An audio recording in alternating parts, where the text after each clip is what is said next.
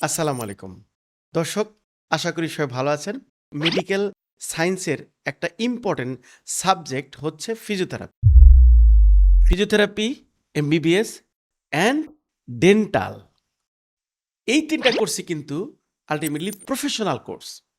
তার আগে একটু জেনে নেই, আপনি এই কোর্সটার আসলে যোগ্যতা কি ভর্তি হওয়ার?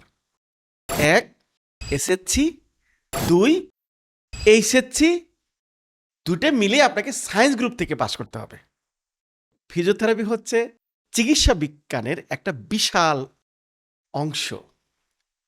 এই কোর্সটি ঢাকা বিশ্ববিদ্যালয়ের মেডিসিন ফ্যাকাল্টি আন্ডারে পরিচালিত হয়। এমবিবিএস এবং ডেন্টাল যেমন ইন্ডিপেন্ডেন্ট প্র্যাকটিশনার, ঠিক একইভাবে ফিজিওথেরাপিস্টও কিন্তু ইন্ডিপেন্ডেন্ট প্র্যাকটিশনার।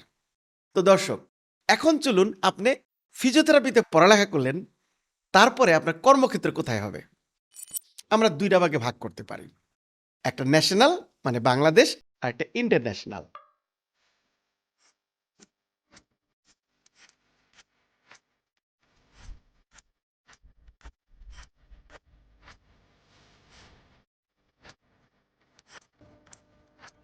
ইনস্টিটিউট চুজ করতে গেলে আপনাকে ৪ থেকে ৫টা জিনিস খেয়াল রাখতে হবে।